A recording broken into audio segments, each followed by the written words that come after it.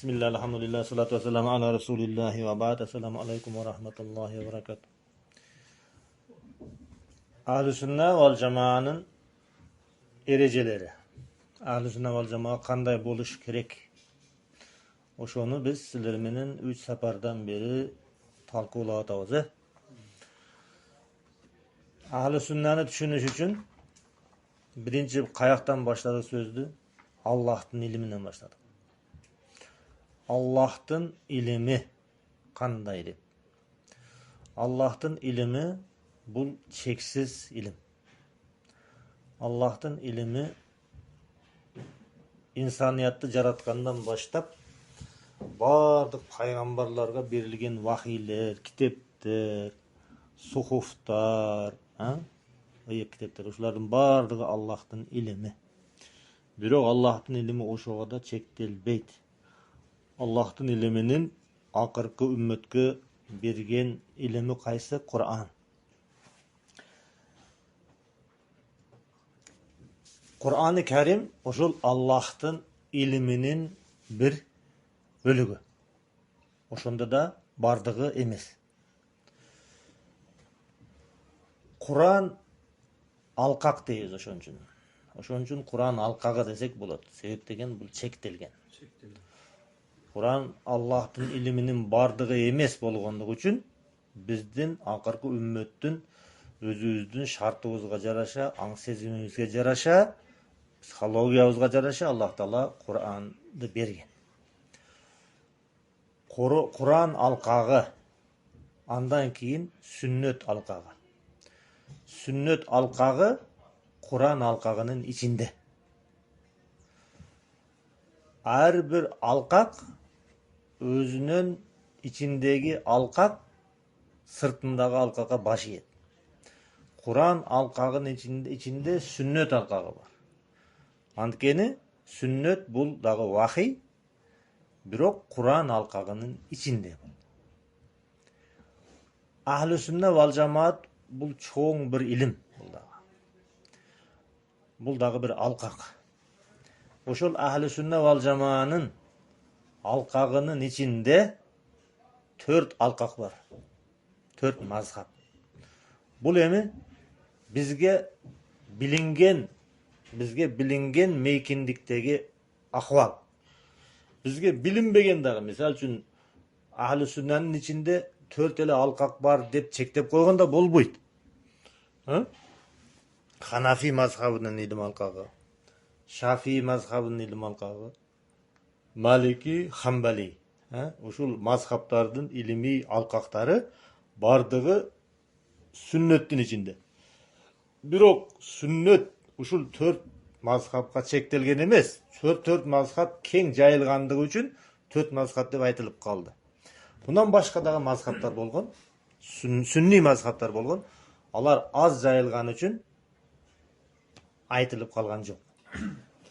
Demek oşol sünnet alqağının içinde ahl-i sünne vel cemaanın içinde 4 mazhabtın alqağı var.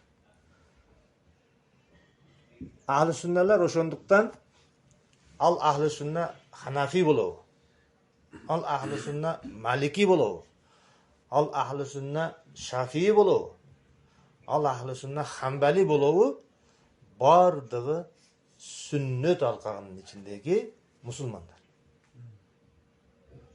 Bir üydün içindeki degendeydi, bir alqaqtın içindeki. Sünnet bolsa Kur'an alqağının içinde. Bardığı bir. Demek oşol her bir alqaq, sünnet alqağının içindeki 4 alqaq özü, mesela üçün Hanafiye özünü büt İslam memmin debeş gerek. Maliki bütün İslam memmin debeş gerek. Şafii İslam'ın bardığı biz debeş gerek. Hambali dağı İslam'ın bardığı biz. Biz ne etkanımız gana İslam, başkası İslam emez. Biz ne etkanımız Tura, başkası taptakı Tura emez, deş keregi emez. Sebebinde bardığı sünni alqaqtın içindeki teң hukuktu alqaqtar. Oşonun bardığı Kur'an, sünnet, mazhabtardın bardığı Allah'ın iliminin alqağında. Vasi'a Ha? Vasi'a ilmuhu kulla şey. Allah'ın ilmi bardığın kamtıp duradi. Şolardan bardığın kamtıp duradi. Emi oşol alqaqtardın bardığı özünden çoğ alqaqqa moyunsunat. Moyunsunat. Eger moyunsunbasa anda kataga ketip kaladi. Emi Allah subhanahu wa ta'ala'nın ilimi kanday?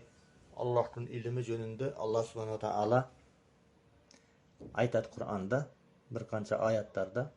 Oşunun biri Kahf suresi 109. ayat. Ne dedi Allah subhanahu wa ta'ala? Kul ayt o Muhammed de. Kul Muhammed aytkın. Sahabaların aytkın. Sahabaların şagirtlerin aytsın, Allah şagirtlerin aytsın, Allah alamga aytsın, elgerge aytsın. Emden aytat? Allah'ın ilimi jönünde kabarda aytsın da. Ay elder, o sahabalarım Allah'ın ilimi munday dep durup aytты otat da. Law kanal bahru midada. Eger deniz, çalkıgan deniz siya bolsa deydi. Li kalimati Rabbi, Rabbimden sözün yazış üçün deniz siya bolsa deydi. La nafizal bahru qabla an tanfaza kalimatu Rabbi. Rabbimden sözdörü tügөнгөнгө çeyin oşo siya menen Rabbimden sözün ilimin yazıp otursa deniz suyu tügönüp ketet. Rabbimden ilimi tükenmeydi. Buna Rabbinin Allah subhanahu wa ta'ala'nın ilimi oşondoy çalkıgan deniz. Bir ele deniz emes. Bir ele deniz emes. Keyinki ayatda Allah subhanahu wa ta'ala aytat. Walau annama fil arzi min şeceratin aqlamun. Egerdi jer betidegi daraqtardın bardığından kalemsap jasalatırgan bolsa deydi. Walau annama fil ardi min şeceretin aqlamun vel bahru yamudduhu min ba'dihi sab'ata abhurin. Oşo jogorku ayattın manisinin ulandısı. Deniz siya bolsa, jana andan keyin 7 deniz dağı siya bolsa nafidat kalima ma nafidat kalimatullah. Oşol denizler menen Allah'ın ilimin sözlerin жазып otursa dağı Allah'ın sözleri tügönbeyt. Oşol 7 deniz, 8 deniz, okeanlar siya bolsa, oşogo janagı kalemsapты, ручканы, перону matırıp deniz, okean siyaga жазып otursaң deydi. Okeanlar kurgap ketet. Oşonda dele Allah'ın ilimi, kalimasi, sözü tügönbeyt. Oşunday Allah subhanahu wa ta'ala'nın ilimi. Oşonduktan Kur'an'da kelgen ayatqa makul dep gana moyunsunuş gerek. Başka hiç kanday bul kanday bolup ketти экен dep, men akılım kötөрбөй атат экен dep moyun tolgo boş gerek. Akılыңды tekçege alıp koy degen oşol. Muna uşul çalkıgan denizin alında hiç nesi emes. Allah subhanahu wa ta'ala özünün ilimi jönünde dağı azırkı ayat Luqman suresi 27'de. Allah Teala aytat özü jönünde, özünün ilimi jönünde aytat. İnnemâ ilahukumullah. O elder de sizlerden kudayıngар Allah dedi. Sizlerden kudayıngар İsa emes. Sizlerden kudayıngар Tengir emes. Sizlerden kudayıngар Zeus emes. Sizlerden kudayıngар Krishna emes. Sizlerden kudayıngар Lakshmi emes. Murdağı Egipetlikler sıyıngan Ra, Amun-Ra, Sehmet degen emes sizlerden kudayıngар. Sizlerden kudayıngар Tian emes, misal üçün Kıtaylardaki. Sizlerden kudayıngар Budda emes. Sizlerden kudayıngар kim? Allah. Oşon üçün Kuday degeni bul jalpele adamдар sıyınıp atkan nersenin atı Kuday.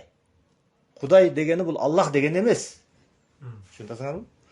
Kuday al elder sıyınıp atkan bir abiyetke koyulgan nerse. Ал атайын bir сыйынылган нерсеге коюлган ат эмес. Аллах атактуу ат. Аллах ошол чын Кудайдын аты Аллах. Башка жалган кудайлар бар, алардын дагы өзүнүн аттары бар. Ошон үчүн айтат, силердин Кудайыңар Аллах деп атат. Кудайыңар Кудай дебейт да. Силердин Кудайыңар Аллах деп атат. Ал Аллах кандай десе, ла илаха иллаху, өзүнөн башка чыныгы Кудай жок. Жалган кудайлар толуп атат. Жалган кудайлар толуп атат. Чыныгы Кудай өзү. Васиа кулла шайин илман.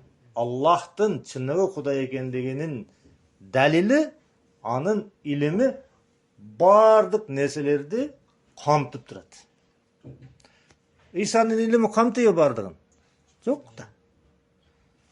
Же башка элдер сыйынып атан кудайлардын илими кандай? Жок да. Камтыбайт да. Кайра өздөрү муктаж, өздөрү жардам сурайт, билбеген сурайт. Аллах деген, чыныгы Кудай деген, анын илими чектелген болбойт. Васиа кулла шайин илма. Анын илими ошондой чексиз болот. Ошондо ал чыныгы Кудай болот. Таха сүрөсү 98-аят. Дагы Аллах Субхана Тааланын илимин жакшыраак түшүнүп алышыбыз үчүн пайгамбар саллаллаху алейхи ва саллям бизге мынау хадисти айтып берген. Ваджаа усфурун фавақаа ала харфи сафина. Муса алейхиссалам менен бул аятта да келет. Муса алейхиссалам менен Хызыр алейхиссаламдын окуясы. Күндөрдөн бир күнү Муса алейхиссалам өзүнүн илимине эреркип, өзүнүн илиминен зоок алып, ушунчалык жанагы сүйүнүп, терисине батпай, "Ey Allah" айтты деп атат да. "Ey Allah, менден илимдүү киши барбы дүйнөдө? Же бардык илимди мага берип койдуңбу?" Дегенде Аллах Субхана Таала бар бирөө дейт. Бар бирөө. Ал ким десе, ал кишиге жолугуш үчүн мынаяка барышың керек деп бир багыт көз жиберет. Ошол багытка барат, айтылган жерде Кызыр деген кишиге жолугат. Кызыр алейхиссалам ошо Муса алейхиссаламдын заманында жашаган алым киши. Пайгамбар эмес. Алым киши. Аллах Субхана Таала бул кишиге мурдагы өтмүштүн илимин да берген, келечектин илимин да берген. Бул дагы бир сыноо. Пайгамбарларга берет Аллах Субхана Таала. Кандай илимди берет? Тарыхтын илимин, вахий аркылуу, азыркынын илимин, келечектин илиминен кээ бирлерин. Кызыр алейхиссаламга Мусага да бербеген кээ бир илимдерди берген болот. Ошондо сенден да илимдүү бар дейт. Палан жерде аты Кызыр. Ошого жолугат. Анан айтат: "Мени шагирт кылып алың, сизден бир аз илим алайын" десе, "Сен мага шагирт болгонго жарабайсың" дейт. Жалынат, жалбарат, акырында макул болуп, экөө кемеге чыгып кете баштайт. Бул хадис ошол окуяны айтып атат. Бир кемеде баратканда, бир чымчык кеменин кашатына конуп, кемеден суу ичип баштайт. Чымчык кичинекей тумшугу менен деңизден суу алып иче баштайт. Ошондо Хызыр айтат: "О Муса" дейт, "Сен билесиңби" дейт. Ушул Аллахтын илими менен инсанияттын илиминин арасындагы айырма салыштырмалыгын билесиңби дейт.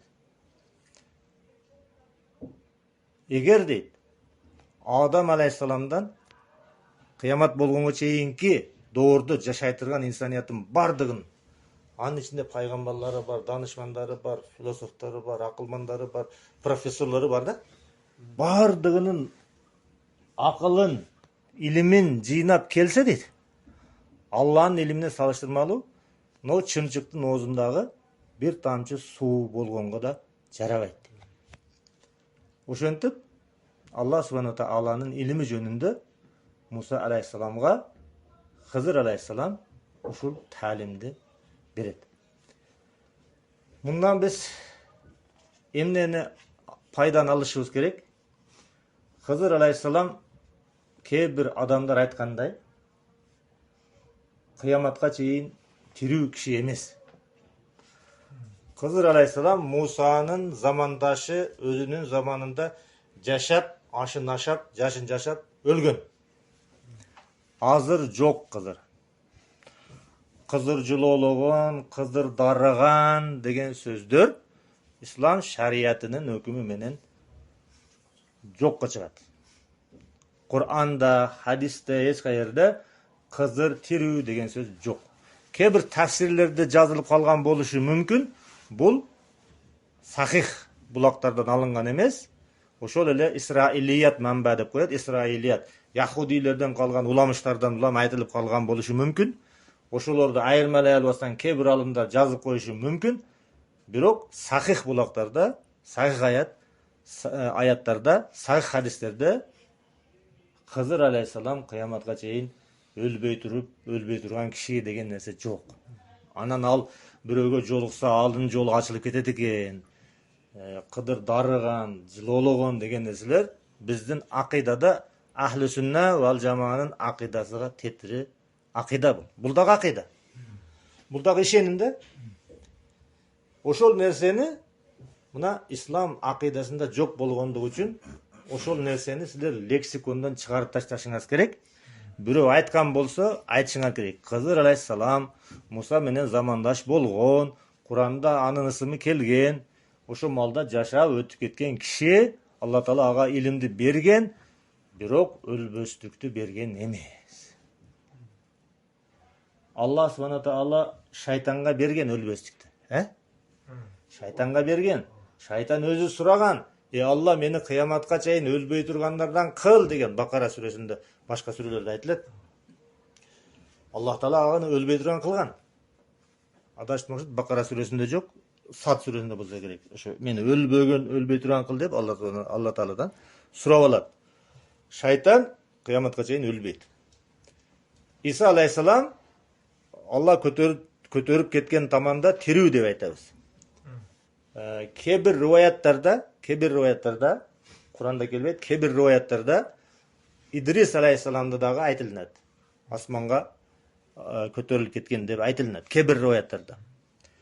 Бирок Hızır aleyhisselam жөнүндө kıyamatga чейин тирүү болот.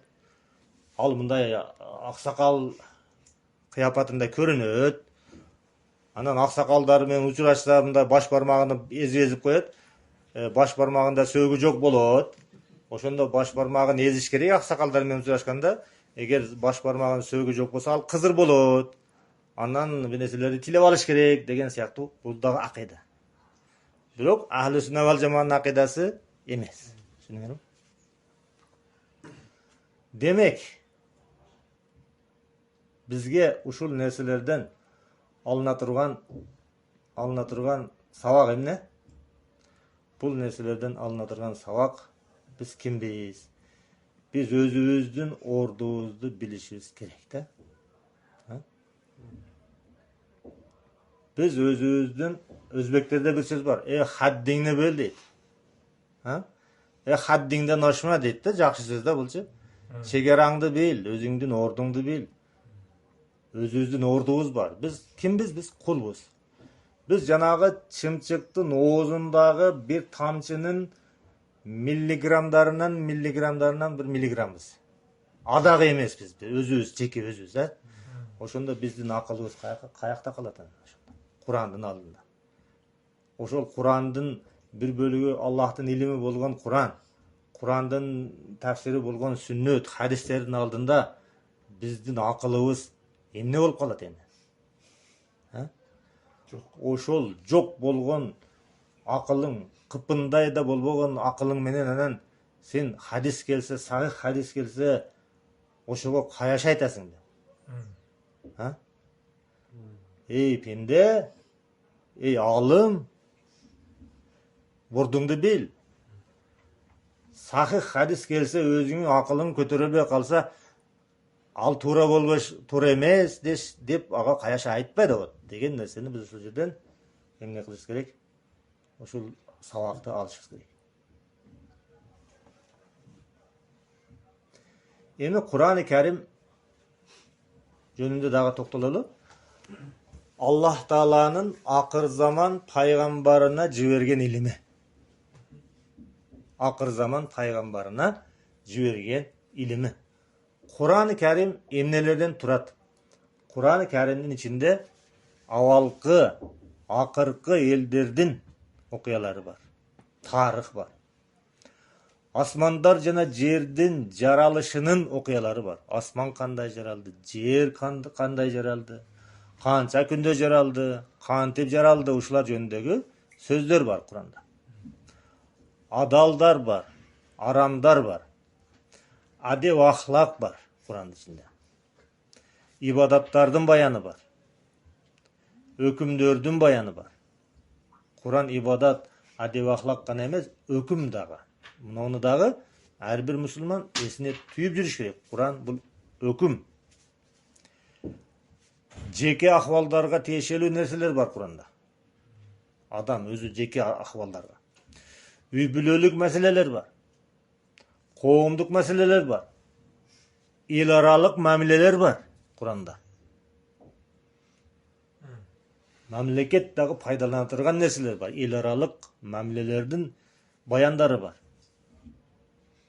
Саясатчылар дагы пайдалана турган нерсе бул Kur'an.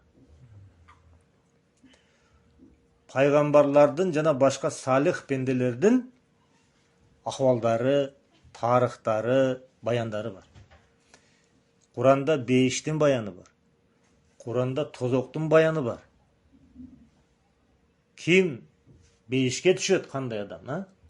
Kanday adam tozokka düşöt, anın bayanı var. Kimdin beyiş ekenin hiç kim bilbeydi. Kimdin tozokka düşüşünü hiç kim bilbeydi. Allah bilet. Birok kantkende beyişke düşöt, anın bayanı var. Ha? Adam kantkende tozokka düşüp kalat, anın bayanı var. Demek Kur'an'da bardık nersenin bayanı var. Cana ayatta ayttık o. Vasi'a kulle şeyin ilmen. Bardık nersenin ilimi Kur'an'da var. Kur'an Allah'ın. Dağı Allah subhanahu ta'ala aytat. Muhammed sallallahu aleyhi ve sellem'e karata. وَمَا نَزَّلْنَا عَلَيْكَ الْكِتَابَ وَنَزَّلْنَا عَلَيْكَ الْكِتَابَ تِبْيَانًا لِكُلِّ şey. Muhammed deyip, biz sağa bul Kur'an'dı bardık nerselerden bayanı bolgan Kur'an'dı berdik dedi. Bardık nersenin bayanı var. Kur'an'da bayanı yok, nerse yok. Bardık nersenin bayanı var. Je tüzdön tüz bayanı var, je işaretler var. Bardık nersenin bayanı var. Bu bardık nersenin içinde bardık kirette. Dağı aytat, bu ayat Nahl Suresi 89. Allah dağı aytat. İnne hazal Kur'ana yahdi lillati hiya aqvam. Bu Kur'an en tuğra yolu başlaydı. Kavim dep tuğra aytadi. Araplar. Kavim degeni tuğra. Aqvam degeni en tuğra degeni. Dağı başka nerselerge erişip ketpegilde sizler. Abi biz tuğra joldu başka jaktan ele izdep atabız da. Emnege biz adamzat, жалпы эле адамзат. Эмне үчүн мамлекеттер, эмне үчүн коомдор, эмне үчүн жеке адамдар, эмне үчүн үй бүлөлөр адашып кетет. Анткени туура эмес нерселерге эришип кетет да. Туура деп ойлогон туура эмес нерсеге эришип кетет. Бирок ошол өзүбүздүн ээрчигендерди бардыгын таштап, Европаны бул жака таштап, Американы бул жака таштап, башка Конфуцийди таштап, Marks'ты таштап, бардығын таштап, Құранға жармашайлық эле. Құранға жармашайлық эле. Тез эле жолубузду таап кетебиз. Аллах субхана таала муну вада кылып атат. Инна хазал Qur'ana, бул Qur'an яхди лиллати хия аквам, эң туура жолго баштайт. Адамзат угуш керек бул нерседе. А бизде андай болбой атат да. Башка эле нерселерге, башка эле мамлекеттерге эришип кетебиз. Анан биз адашпастан ким адашат? Демек, Qur'an ушундай, ал Аллахтын илиминин бардыгы эмес. Мунун далили кайсы? Пайгамбар саллаллаху алейхи вассалам bir hadisinde мындай деген. Аллага дуа кылып, Аллахумма инни абдука ибну абдика деп башталган hadiste дуа. Пайгамбар саллаллаху алейхи айтат, о Аллахым дейт, мен сенин кулуңмун дейт. Кулуң менен күңүңдүн перзентимин. Биздин атабыз Аллахтын кулу, биздин апабыз Аллахтын күңү. Мына жана ордуңду бил деп атпайбызбы? Биз өзүбүздүн ордубузду билсек, биз кул экенбиз да. Пайгамбар айтат, о Алла деп атат, мен сенин кулуңмун. Менин атам дагы сенин кулуң, апам дагы сенин кулуң. Сенин кулуң менен күңүңдүн баласымын деп атат. Пайгамбар саллаллаху алейхи вассалам. Sayyidu bani adam deydi. Бүткүл адамзаттын эң улугу болгон Пайгамбар саллаллаху алейхи вассалам мен кулмун деп атат да. Аллана. Мен сенин кулуң менен күңүңдүн баласымын деп тургандан кийин башка адам өзүнүн ордун билиш керек. Пайгамбар саллаллаху алейхи вассалам бүткүл адамзаттын эң улугу айтат. Мен сенин кулуңмун, кулуң менен күңүңдүн баласымын, менин тагдырым сенин колуңда. Мен өзүңө өзүң арнаган, китебиңде түшүргөн, же бир пендеңе билдирген, же эч кимге билдирбей, өз кайып илимиңде калуусун ыктыяр кылган бардык кемчилдиксиз ысымдарыңдын урматы менен суранам деп, Аллахтын ысымдары жөнүндө айтып атат, сенин ысымдары, Аллахтын ысымдары дагы Аллахтын ошо илиминин ичиндеги нерселер. Демек, аны Аллах өзү билдирген, китебиде түшүргөн, же бир пендесиге, кызырга окшогон пендесине, же пайгамбарына билдирген, же болбосо дейт, эч кимге айтпаган, билдирбей өзүңүн кайып илимиңде калуусун каалаган ысымдарыңды атат. Демек, Аллах Тааланын ысымы 99 чектелбейт. 99 ысым дейбиз, чектелбейт. Демек, өзүнүн кайып илиминде эч кимге билдирбей, кайып илиминде сактаган ысымдары дагы бар. Эч кимге айтпаган, өзүнүн кайып илиминде сактаган илими дагы бар. Ошондуктан айтып атат, Аллахтын илими дагы, ысымы дагы бул чектелбейт. 99 дегени менен өзүнүн кайып илиминде билдирбеген дагы ысымдары бар. Илими дагы ошондой. Ошолорду ортого коюп суранам деп атат. Эми ушул ортого коюп суранам деген нерседен бир нерсени билип алышыбыз керек. Аллага дуа кылып атканда, биздин дуабызга Аллах Таала жакшы бир натыйжаны бериш үчүн кээ бир нерселерди ортого салган болот. Алардын баарына токтолбойбуз, ошолордун бири Аллахтын ысым сыпаттары. Аллах, калгандан кийин токтолобуз. Аллах, өзүңдүн мынау ысымдарың деп туруп санасак дагы болот. Же болбосо өзүңдүн билдирген ысымың, пайгамбар айткандай, билдирбеген ысымдарыңды ортого коюп, ошолордун урматы менен сенен суранам деген дуа эң жакшы дуалардын бири. Бул кабыл болгушка жакын болгон дуалар. Мына пайгамбарыбыз ушуну бизге талим берип атат. Ошол ысымдарыңды ортого коюп суранам, эмнени сурап атат? Куранды жүрөгүмдүн жазы кыл деп атат. Куранды жүрөгүмдүн жазы кыл деп атат. Эгер кайсы бир адамдын жүрөгүнө күз келип калган болсо, кайсы бир адамдын жүрөгүнө кыш келип калган болсо, бул дегени сығылғанда, қапа болғанда, эмне кылыш керек? Құран оқыш керек. Біреу айтады, біреу азып қызықты, сығылып отса, içip кетишет, сигарет жегет, арқасына бір угулап, эмне десе сығылып қалдым. Фаланча мені қапа қылып қалды, ешім жүрішпей қалды. Ey мұсылман, пайғамбардың саға тәлімі. Құранды менің жүрегімнен жазы қылды отыр. Жазда гүлдер açılıp, қандай açılıp кетеді, ертең жазда мына жаз келеді. Адамның табиаты да açılıp кетеді, башқача бір сезімдер, илхамдар, ыр жазғың келіп, үйленгің келіп. Тура? Бойдақтар. Құранды жүрегімнен жазы қыл. Қапа болғанда Құран оқыш керек. Аллах Таала ошондо жүрөккө жазды берет. Пайгамбардын сөзү саллаллаху алейхи вассалам. Көдөнүмдүн нуру кыл деп атат. Көңүлүң караңгылашып калдыбы? Құран оку. Көңүлүң жана кычалас болуп калдыбы? Құран оку. Башка эч нерсе кылба. Мына сага рецепт. Жана кайгы капаларымды кетирүүчү шипасы кыла көр Құранды деп атат. Кайгы капаңды да Құран кетирет. Ошо кайгы менен ооруган жүрөгүңө Құран шипа дагы болот. Бул эми Аллах субхана ва тааланын илими болгондугунун ошону шарапаты, Құранның шарапаты. Аллахтын илиминин шарапаты. Ошентип бул сабагыбызды